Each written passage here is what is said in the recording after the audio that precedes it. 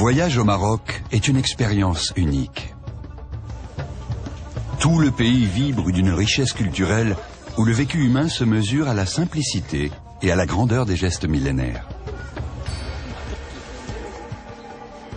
De l'artisan au fond de son échoppe, au somptueux palais, le Maroc exalte l'essence du voyageur qui vit cette aventure comme une initiation.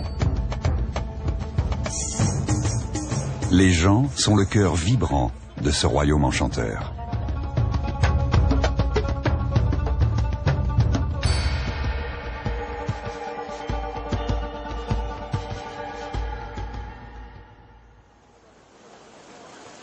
Rabat, capitale politique, a conservé un air paisible du haut de sa citadelle dans la vieille ville, à l'abri de ses épais remparts. Point de vue imprenable pour regarder le va-et-vient des pêcheurs au rythme des marées. Aujourd'hui, ces paysages tranquilles où chaque petite scène de vie est un régal pour l'œil font presque oublier un passé plus mouvementé. À partir du XVe siècle, la côte fut explorée par les grandes puissances européennes et des pirates qui l'ont hérissée de fortifications. À quelques encablures, séparée par un estuaire, la ville de Salé, grande rivale de Rabat, était un repère de pirates.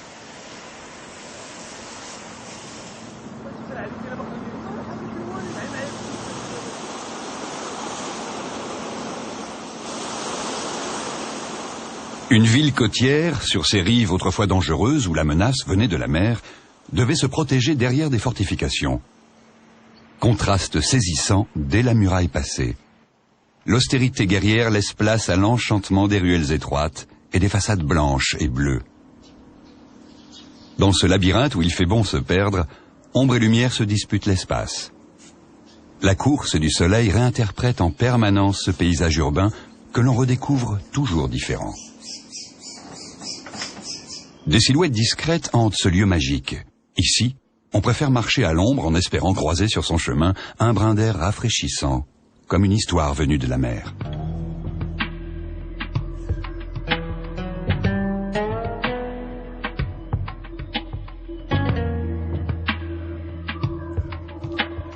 L'art et la guerre font parfois bon ménage, comme sur la porte des Oudayas, construite au XIIe siècle, en pierre de taille d'un ocre rouge.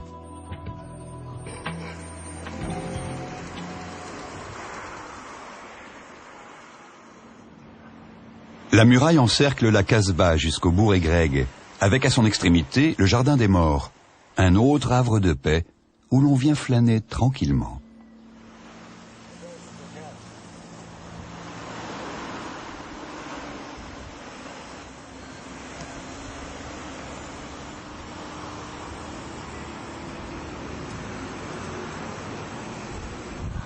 Changement de rythme aux abords du palais royal, où l'on replonge dans la vie animée d'une capitale.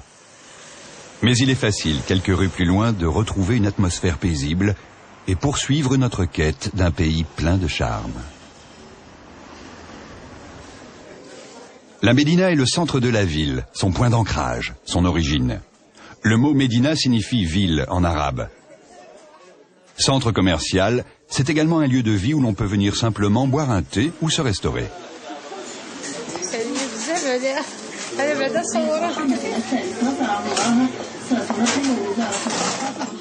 La Médina reste un lieu d'activité essentiel pour le petit commerce et l'artisanat. On trouve beaucoup d'échoppes spécialisées dans les tapis et le cuir.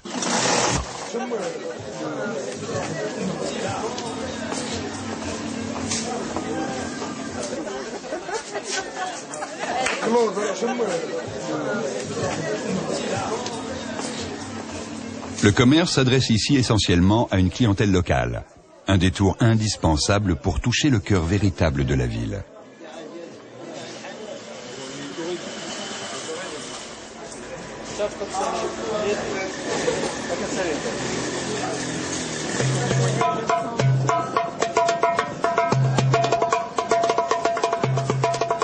Rabat, ville royale, rend hommage à ses souverains dans une impressionnante et fastueuse nécropole protégée par la cavalerie royale.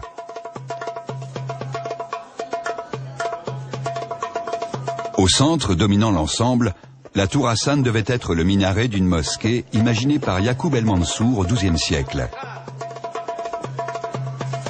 Ce rêve de grandeur fut abandonné à la mort du souverain. Restent aujourd'hui ces alignements géométriques au pied d'une tour inachevée.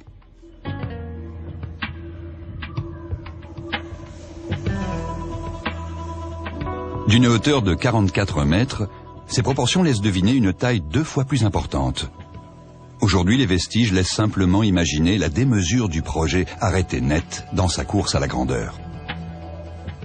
Le mausolée de Mohamed V abrite le sarcophage de Mohamed V et celui de ses 2 fils, le prince Moulay Abdallah et le roi Hassan II, mort en 1999.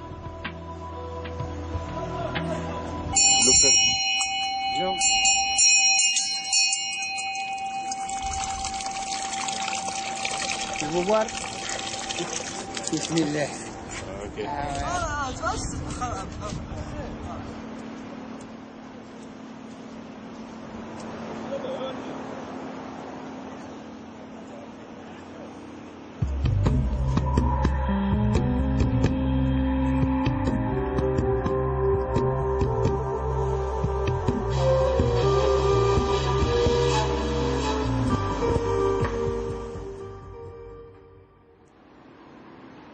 Un peu plus à l'est, Meknès est également une ville impériale et donne l'idée de la grandeur revendiquée par les souverains alaouites. Moulay Ismaïl, contemporain de Louis XIV, dont il se prétendait l'égal, a élevé ici une cité à l'image de sa magnificence.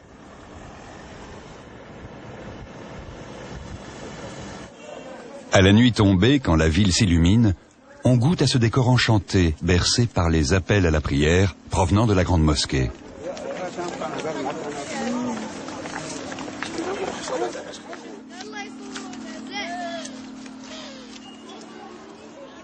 À Meknès, comme dans tout le Maroc, le visiteur est impressionné par la vitalité de la jeunesse. 30% de la population est âgée de moins de 15 ans. Une richesse, mais aussi un défi pour un pays qui mise sur l'éducation pour s'inventer un nouvel avenir.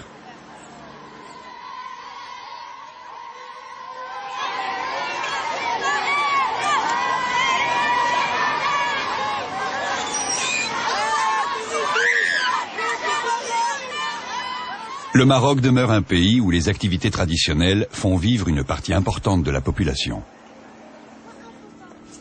Héritage somptueux, incroyable décor, même au cœur des villes, les traditions rythment le quotidien.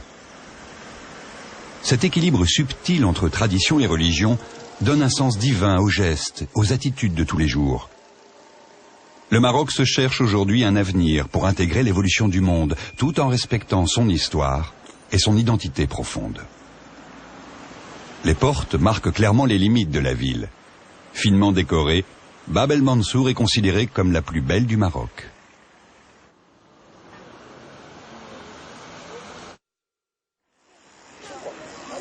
Juste en face, la place El Emid fait la jonction entre la ville impériale et la Médina.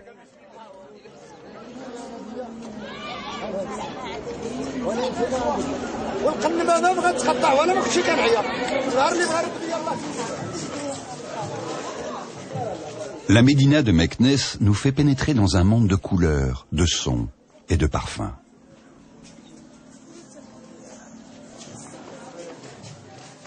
Impossible de ne pas céder aux appels incessants des pâtisseries, dont les étals occupent un espace important, surtout pendant le Ramadan.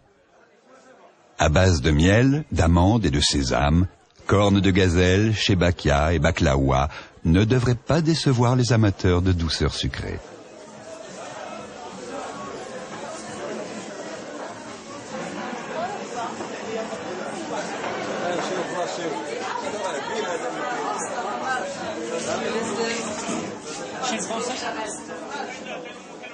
Le souk de la Médina est une invitation pour les gourmets.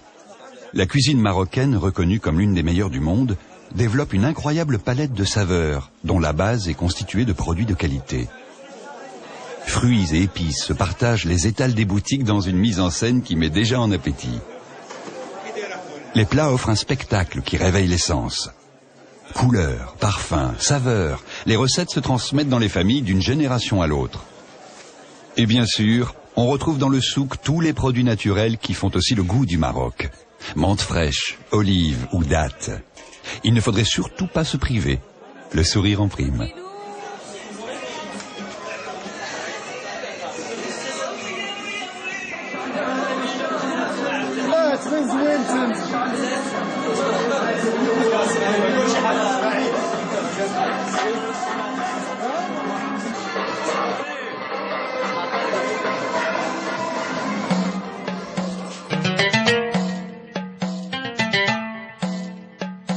La Médina offre également de somptueux décors, comme cet ancien fondouk aux ornementations incroyablement travaillées.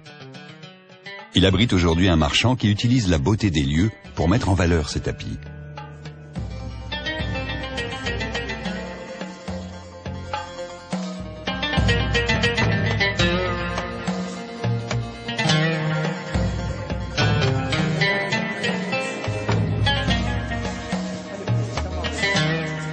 La médersa, édifice caractéristique des cités musulmanes, est une école coranique. Pour étudier les écritures sacrées, on a voulu le plus beau et la décoration égale celle d'un palais princier. Le bâtiment s'organise à partir d'une cour centrale agrémentée d'une fontaine. Sur les côtés s'ouvrent les iwan, des salles où les professeurs dispensaient leur enseignement. Dans la Médina, les commerces jouxtent les lieux de culte. Mais le centre est marqué par la présence de la mosquée, autour de laquelle la vie s'organise. La Médina est un espace à apprivoiser. Façonnée par des siècles de pratique, elle est l'image de ce qui se vit entre ses murs. Il faut observer pour comprendre, et aller de rencontre en visite pour que ce monde fascinant dévoile quelques-uns de ses secrets. Autre curiosité, le bassin de l'Agdal est un réservoir creusé par Moulay Ismaïl pour irriguer les jardins du palais et alimenter en eau les bains de son harem.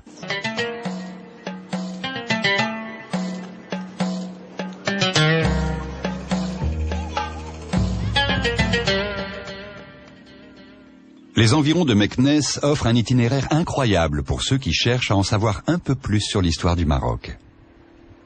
Ce village, accroché comme un nid d'aigle sur un éperon rocheux, porte le nom du fondateur de la première dynastie arabe ayant régné au Maroc, Moulay Idriss.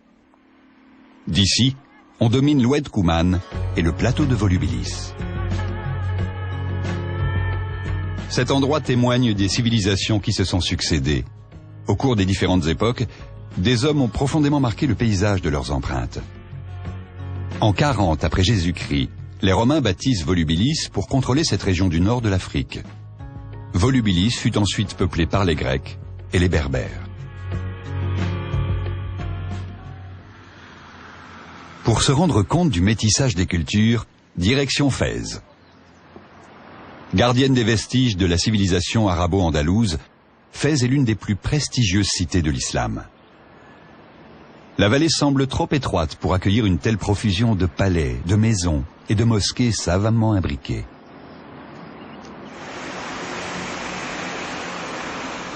Peuplée d'artisans habiles, de marchands avisés et de fins lettrés, instruite et commerçante, troisième ville du Maroc, Fès revendique la place de capitale culturelle. La Médina nous ouvre ses portes. Flânant longuement, presque au hasard, on découvre les innombrables vestiges classés au patrimoine de l'humanité par l'UNESCO et les minuscules échoppes. Mouvements et couleurs, bruits et cris, le charme joue à plein.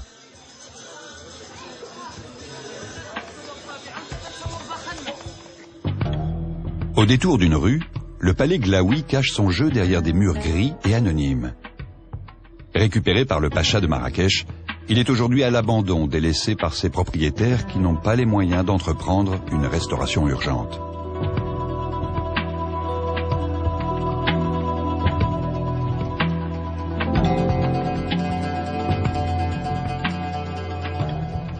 Il fut pourtant, du temps de sa splendeur, le plus somptueux de la Médina, avec 17 maisons, 2 grands jardins et une école coranique.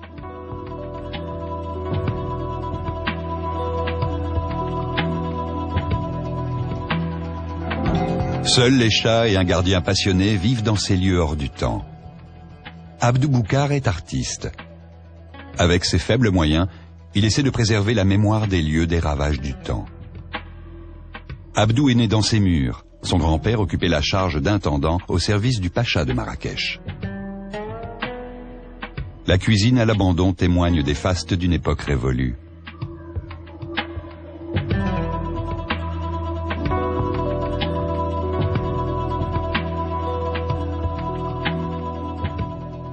une autre aile, le quartier des femmes. Le harem, avec ses boiseries abîmées, demeure un lieu merveilleux.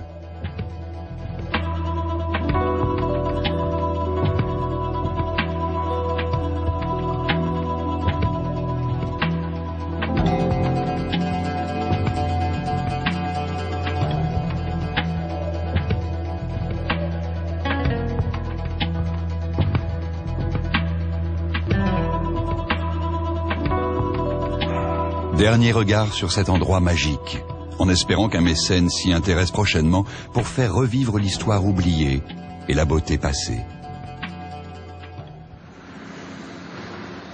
Fès a fait la réputation de la céramique marocaine. La tradition est ancienne et remonte à l'Antiquité. Mais la venue des maîtres andalous au XIXe siècle a permis à cet artisanat d'acquérir ses lettres de noblesse.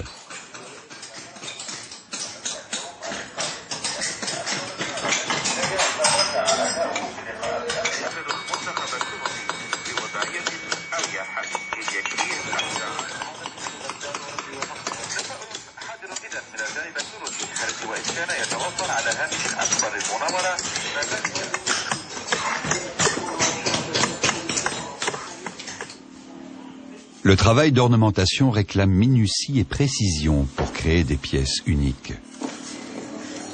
La chaîne de souris, la chaîne de souris. Voilà.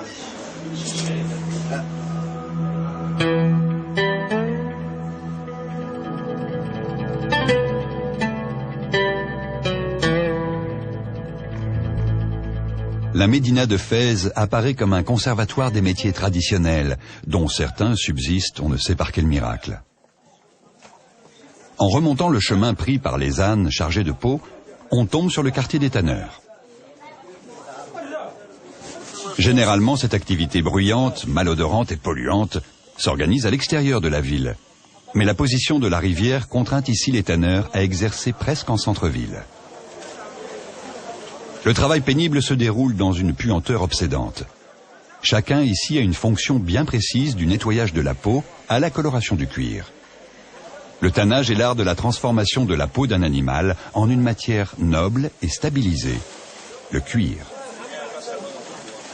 Les peaux sont baignées dans des bains de chaux pour se débarrasser de tout élément organique. Après 3 semaines de macération, elles sont rincées à grande eau pour être à nouveau travaillées. Les peaux sont ensuite plongées dans une solution tannique composée d'extrait d'écorce, dans des foulons. Ces alignements de cuve ont généralement plusieurs siècles, et les méthodes de fabrication ont peu évolué.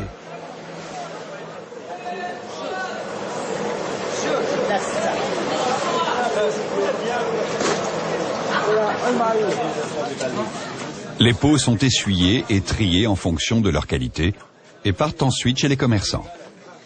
Les négociations donnent généralement lieu à des discussions animées.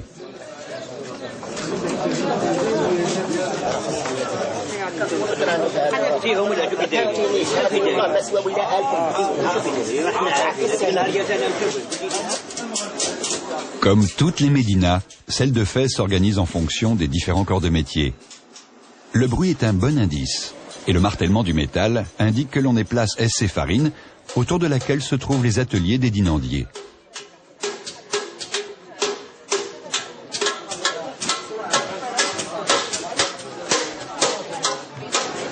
Par l'une de ces 14 portes, on aperçoit la mosquée Karaouiyine, la plus grande de la ville. Construite en 933, chaque souverain d'une nouvelle dynastie a voulu laisser son empreinte dans la pierre. L'édifice présente une incroyable ornementation qui illustre cette surenchère. Avec la mosquée et les bains, l'école coranique est l'un des édifices caractéristiques des cités musulmanes.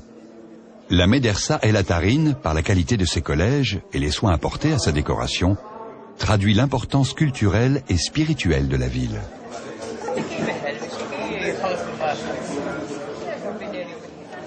Sur la place de la fontaine Nedjarine, les artisans rivalisent de talent aux portes d'un autre bâtiment superbe. Le fondouk en Nedjarine est une construction qui date du XVIIIe siècle, restaurée par des fonds privés avec le savoir d'artisans qui ont remis au goût du jour des techniques ancestrales. Le fondouk abrite désormais le musée des arts et métiers du bois.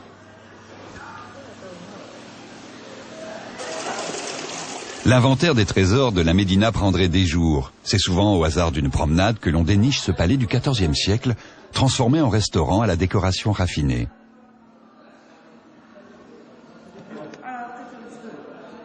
Ou encore le palais Mnebi, palais somptueux du XIXe siècle où le général Lyautey vécut lors de son arrivée au Maroc.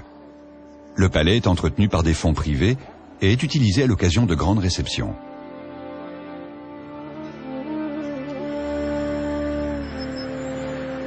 Difficile d'épuiser les attraits de cette ville tant elle offre de trésors. Sa découverte restera une expérience unique au cours d'un voyage au Maroc.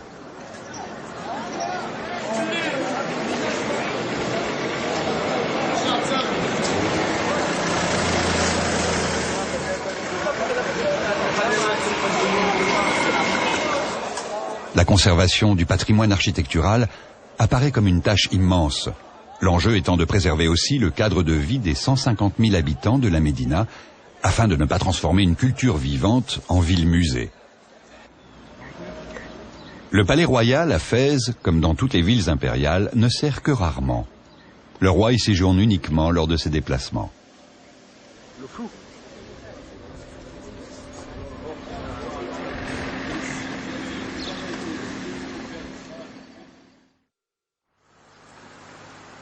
Cap au sud.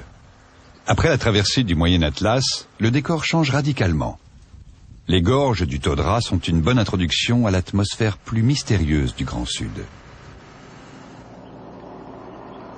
La palmeraie de Tinnérir est un paradis de fraîcheur et de verdure, dans un environnement particulièrement aride en été. C'est un milieu fragile qui nécessite les soins incessants apportés par l'homme. Après le Haut Atlas, on retrouve les demeures en pisé, typiques du sud marocain. Ces demeures en terre, dont certaines existent depuis plusieurs centaines d'années, résistent tant bien que mal aux assauts de la pluie et du soleil.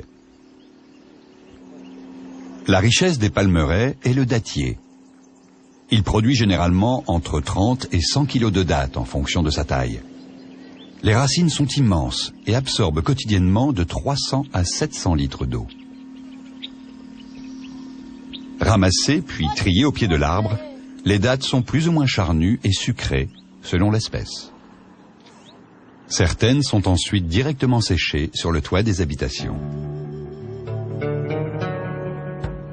La palmeraie abrite aussi des arbres fruitiers et des petits champs de culture maraîchère, des céréales et du fourrage, qui permettent aux habitants une relative autonomie pour se nourrir.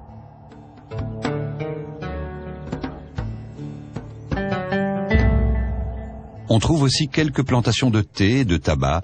Toutes les parcelles sont limitées par de petits murets qui facilitent un système d'irrigation très performant.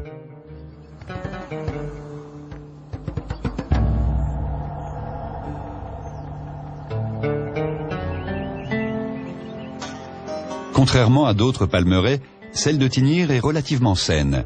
Le bayou, un champignon parasite, n'a pas encore fait de ravages sur les palmiers dont dépendent le fragile équilibre de cet écosystème particulièrement sensible.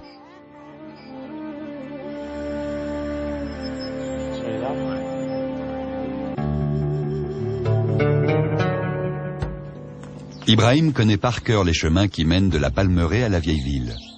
Il nous ouvre les portes d'un monde secret et paisible. Cette architecture typique de cette région est faite à partir de pisé, de la terre humidifiée malaxée avec de la paille et du gravier. Les murs à la base font plus de 80 cm d'épaisseur et sont élevés sur des fondations en pierre ou en galets. Les artisans travaillent à l'ombre de ces demeures. L'artisanat de la ville est réputé, permettant ainsi à la palmeraie de prospérer. Le travail est long et fastidieux, mais le résultat est superbe, comme pour ces tapis berbères.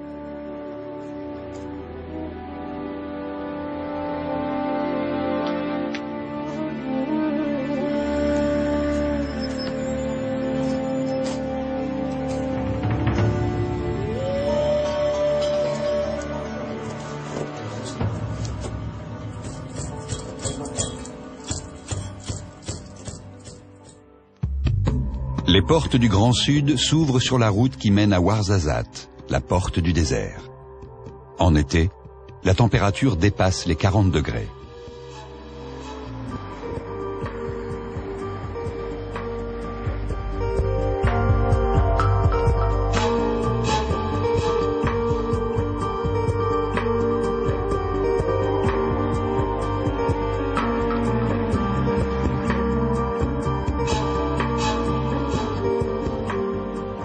La palmeraie de Boulman, au débouché du Dadès, est moins fournie.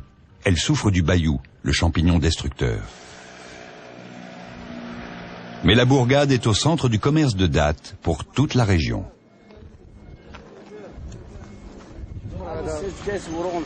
Au marché, les agriculteurs négocient leurs produits. Les dattes sont importantes dans l'alimentation au Maroc.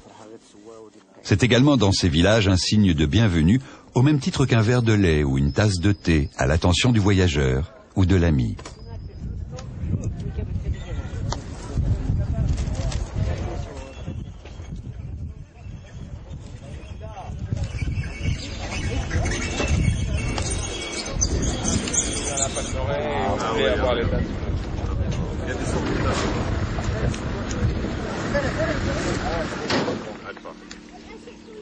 À Skoura, la Kasbah d'Armedili est impressionnante par sa taille et remarquable par sa décoration.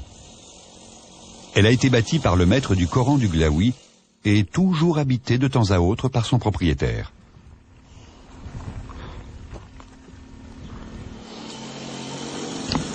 Ouarzazate, un nom mythique avant les vastes étendues sahariennes. La ville met aujourd'hui en avant ses décors exceptionnels pour le tournage de films.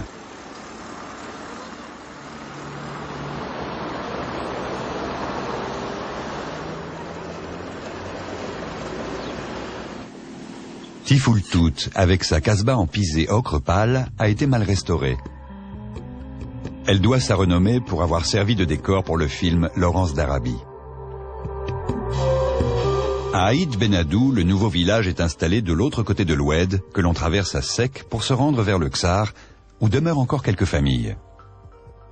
Le Ksar de Aïd Benadou est le plus impressionnant du Maroc, avec des habitations serrées à l'abri d'un rempart aveugle. Là-haut, dans l'Atlas, les orages éclatent et en l'espace de quelques instants, l'Oued encore sec, quelques minutes auparavant, se met à gonfler de manière impressionnante.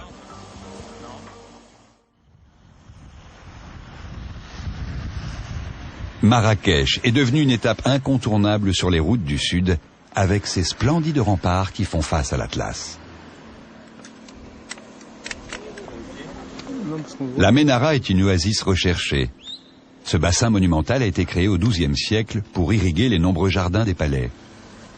Bordé d'une immense oliveraie de 90 hectares, c'est un parc recherché pour son calme et sa fraîcheur. Les remparts de l'Agdal et la Ménara ont d'ailleurs été intégrés au domaine royal qui en assure l'entretien. Le célèbre minaret de la Koutoubia est considéré comme un pur joyau de l'architecture hispano-mauresque. Depuis 8 siècles, il est le symbole de la ville. Chaque face offre un décor différent, s'étirant le long des 70 mètres de l'édifice, dominant la ville.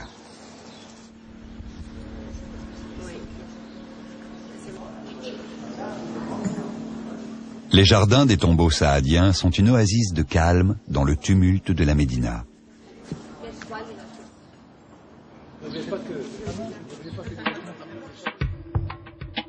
Découverts et restaurés en 1917, ils étaient protégés des regards d'une épaisse muraille. C'est là que reposent les sultans et leurs familles, et notamment le fameux Ahmed Mansour. Le tour des remparts de Marrakech fait 19 km de long. Une enceinte élargie lors des agrandissements successifs de la Médina est régulièrement restaurée depuis sa construction en 1130. La Médina de Marrakech est complexe, témoin de plus de 1000 ans d'histoire, où chaque dynastie, depuis les Almoravides, a laissé sa marque. Et on se laisse porter comme dans un rêve, où une beauté succède à une autre.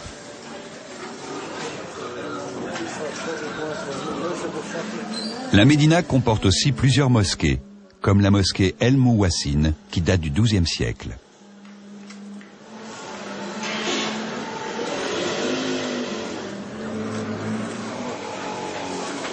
La Médina est savamment découpée, même si rien ne l'indique, comme le souk des teinturiers, où les tissus sèchent au-dessus des étals. Les artisans travaillent sur place, une activité florissante grâce à l'expansion du tourisme. Le travail des couleurs sur les étoffes est harassant, surtout en période de forte chaleur. Chaque jour, on se consacre à une teinte différente, faite à partir de pigments naturels.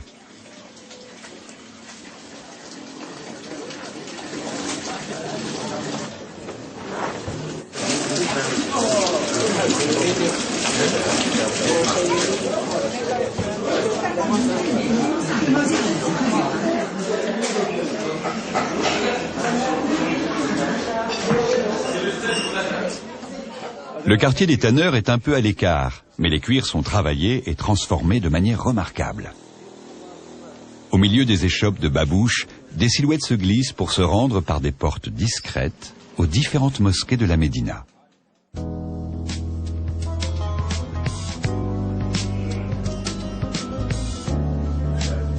La Médina recèle d'endroits étonnants. Les riads, ces riches demeures qui, restaurées et adaptées à la mode occidentale, deviennent de luxueuses résidences. Véritables havres de paix, ils sont de plus en plus recherchés des touristes, mais aussi des célébrités qui rêvent de s'inventer une vie princière. La restauration de ces demeures est devenue une activité florissante.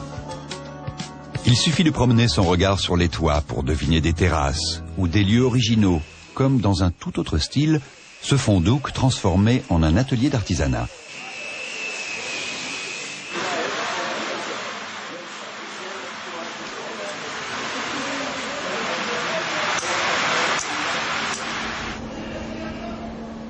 Les riads donnent lieu à des aménagements luxueux, comme le sultanat, transformé en hôtel 5 étoiles.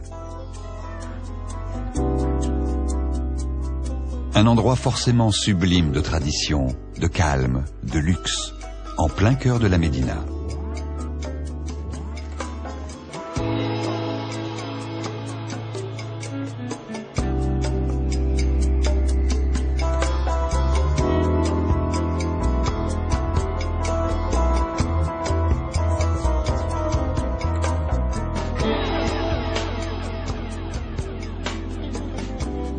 Sur la terrasse, très vite, les bruits de la rue rappellent que nous sommes dans la Médina, avec ses échoppes bruyantes et animées. Lorsque l'on découvre Marrakech pour la première fois, la place Jemaa el Fna constitue un vrai pôle d'attraction. D'abord, beaucoup de petites rues y conduisent. De plus, sur cette place incroyable, règne une atmosphère particulière. Ce lieu touristique attire aussi les Marocains qui aiment bien regarder et écouter conteurs et magiciens, ou suivre les performances de différents artistes, sans oublier les charmeurs de serpents. Chacun ici appartient à une confrérie qui fait de la place, malgré des airs de joyeuse pagaille, un lieu organisé en fonction de règles à respecter.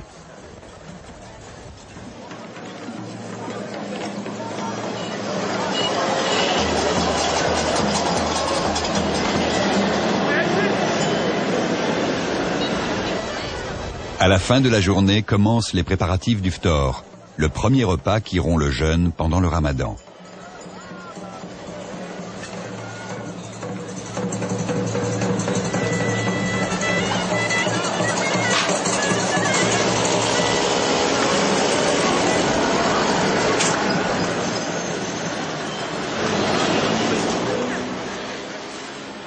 Le chant du muezzin vient à peine de retentir au coucher du soleil.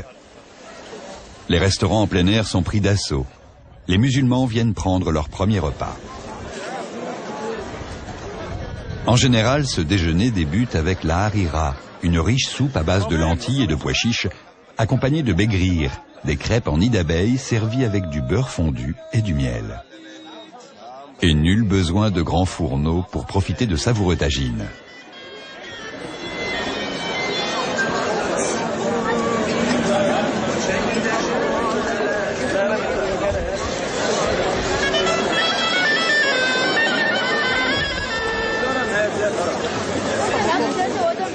Les touristes viennent aussi pour dîner à la table de ces petits restaurants familiaux transmis de père en fils et qui proposent chacun une spécialité.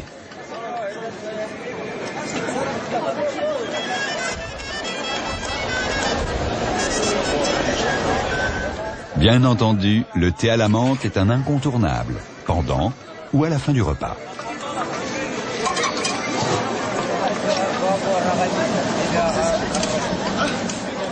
La concurrence est rude entre les tables. Même si la plupart ont une très bonne réputation, Pour attirer le client, les chefs soignent bien sûr la cuisine, mais n'hésitent pas aussi à faire monter l'ambiance.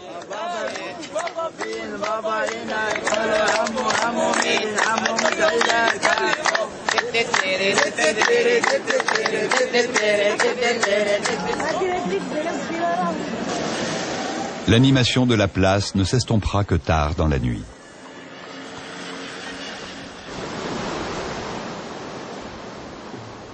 Quitter Marrakech. Direction la mer, à travers les plaines arides et les forêts de Tuya et d'Arganier, jusqu'à Essaouira. Contrainte de se protéger des pirates de tous bords, Essaouira, l'ancienne Mogador, est une véritable citadelle posée sur les rochers. La ville citadelle a été façonnée par les Portugais, puis par les dynasties alaouites. La scala du port est impressionnante, avec une batterie de canons fabriqués en Espagne. La ville est parsemée de pièces d'artillerie, témoins de son histoire tumultueuse. Mais aujourd'hui, la ville évolue à un tout autre rythme, le long des remparts où les familles prennent tranquillement le soleil, en surveillant du coin de l'œil les devoirs des enfants.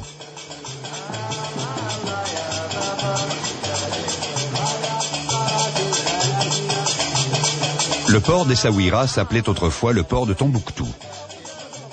Bâti au XVIIIe siècle par le sultan Sidi Mohamed Ben Abdallah, il reste aujourd'hui un des grands ports de la côte atlantique. Sur les quais, les écailleurs se disputent les faveurs des clients. Les mouettes et les goélands se régalent.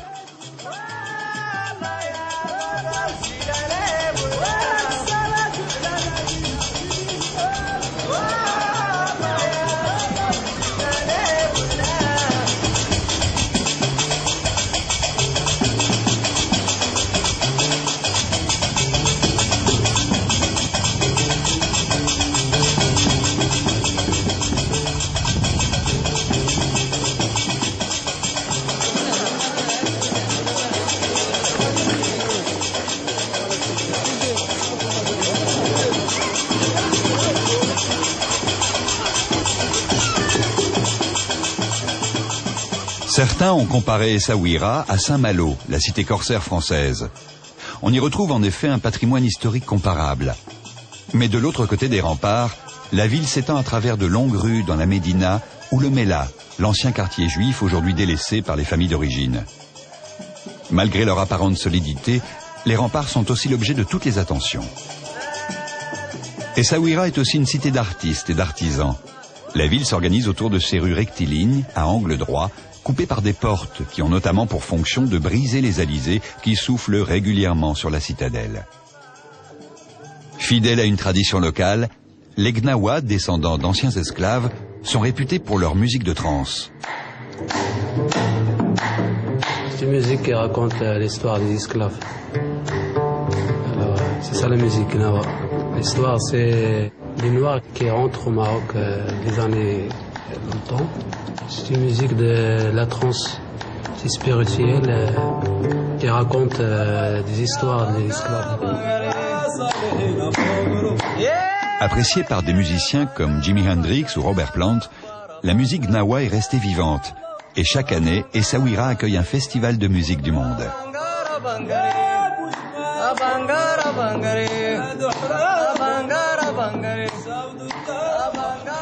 Le travail du bois, la marqueterie, l'incrustation sont réputés. Les artisans travaillent le tuya et l'argousier qui parfument délicatement les ateliers. Les tables souiri en tuya sont très recherchées. Incrustées de nacre et de fil d'argent, elles nécessitent un long travail. La place Moulay Hassan est entourée de rues animées qui finissent par déboucher sur la mer. Porté par un climat tempéré tout au long de l'année, on prend le temps de vivre et de flâner face à la mer, d'autant plus facilement que la ville n'est pas encore envahie par le tourisme.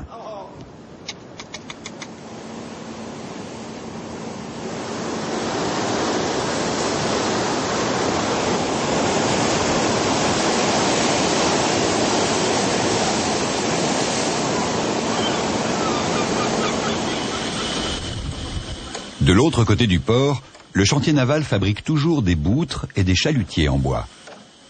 Même si l'activité de ce chantier traditionnel diminue, on travaille encore avec les techniques et les outils des anciens charpentiers de marine.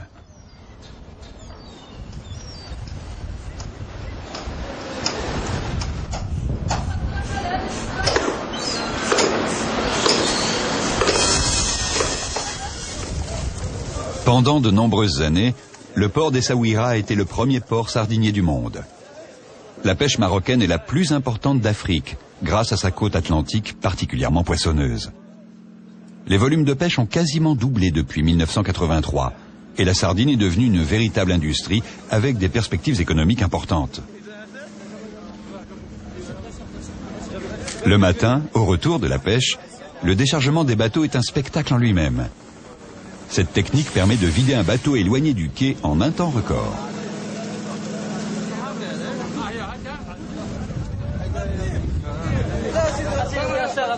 La pêche va partir ensuite chez les grossistes et dans les conserveries pour être mise en boîte.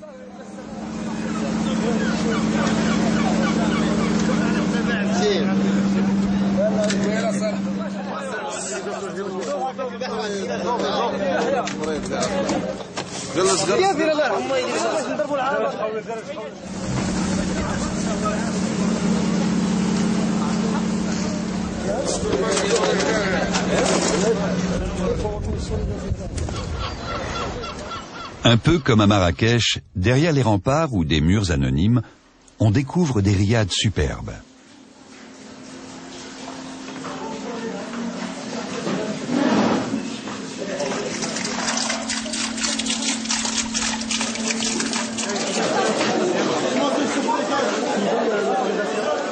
Plus bas, dans la ville, le poisson est toujours présent.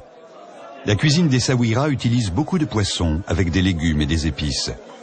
C'est aussi pour les habitants une source d'approvisionnement privilégiée avec des arrivées de denrées fraîches plusieurs fois par jour.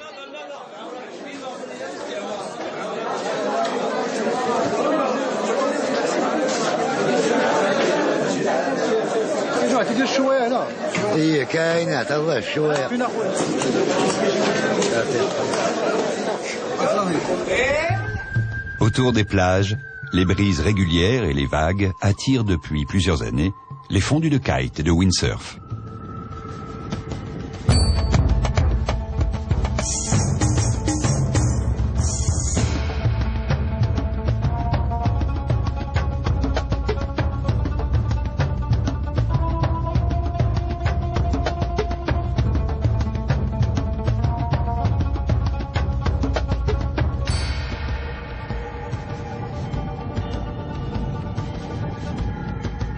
En quittant Essaouira vers le sud, on a peu de chances d'être dérangé sur les longues plages désertes, si ce n'est par le passage de quelques chameaux remontant le long de la côte.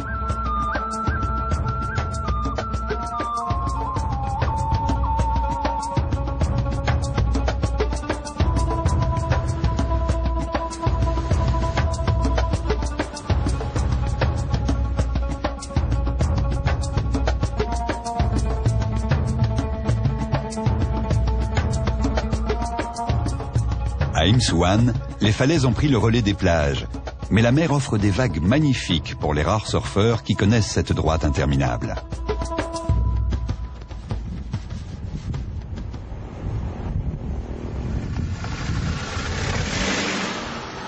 Agadir est bien sûr une grande station balnéaire, mais c'est aussi le grand port de pêche de la côte atlantique et sans doute l'un des ports sardiniers les plus importants au monde. Plus d'une quarantaine de conserveries sont installées dans les environs pour exploiter ces ressources.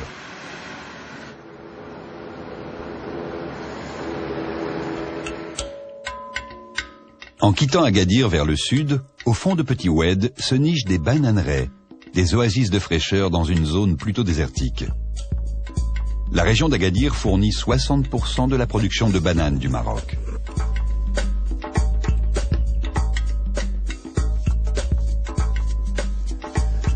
L'huile et la pâte d'argan réalisées à partir des amandes de l'arganier sont également une spécialité de la région. On en fait une pâte et une huile très recherchée pour son goût, mais aussi pour ses différentes vertus. Elle limiterait notamment le risque d'hypertension artérielle. On l'utilise aussi en cosmétique et en pharmacologie.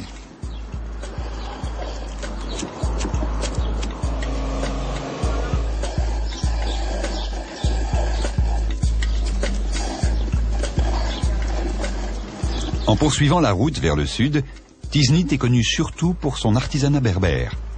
La ville est relativement récente. Les remparts datent du 19e siècle.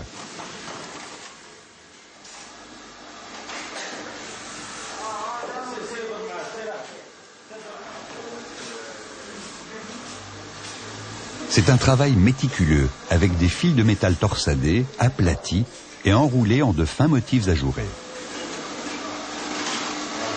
À Tiznit, c'est des juifs, des travaux, des bijoux. Tradition des juifs berbères. Après, il y a aussi des juifs qui sont laissés ces métiers-là pour les berbères. Et les berbères, ils sont connus, contenus de ces travails-là, toujours. Et il y a même les gens qui travaillent aussi dans leur maison comme ça. À la campagne, dans le sud surtout, le goût pour la parure est très important. Les plus beaux bijoux sont en argent, d'autres sont en bronze. Mais si humble soit le métal, il garde toujours une grande noblesse, avec une grande pureté dans les lignes, avec des dessins géométriques. La réserve de Massa est exceptionnelle. C'est une oued qui donne sur la mer, un espace encerclé de dunes et protégé. Aujourd'hui, cet espace préservé est connu des ornithologues pour abriter une multitude d'espèces en voie de disparition, comme l'ibis chauve. Une poignée de volontaires a également entrepris de nettoyer progressivement toute cette zone et tentent d'éloigner comme ils peuvent les braconniers.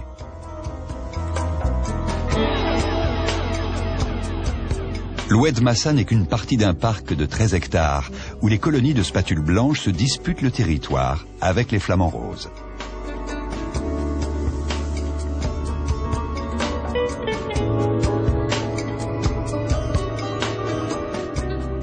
Il faut un œil exercé pour distinguer un balbuzard pêcheur d'un ibis falcinelle au plumage brun acajou.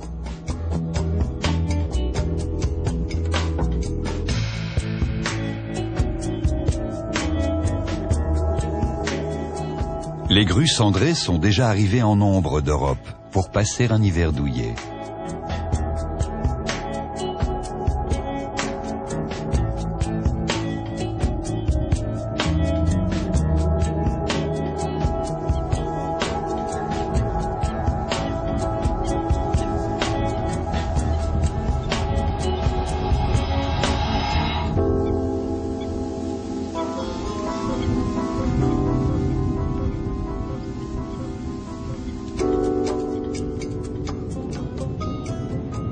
Les plus belles plages, quasi désertes toute l'année, sont bien sûr à l'écart des centres touristiques. Ici, à Sidi Irbat, c'est le domaine des troglodytes, avec les pêcheurs qui, en hiver, lorsque la houle est puissante, n'hésitent pas à laisser le poisson tranquille pour surfer.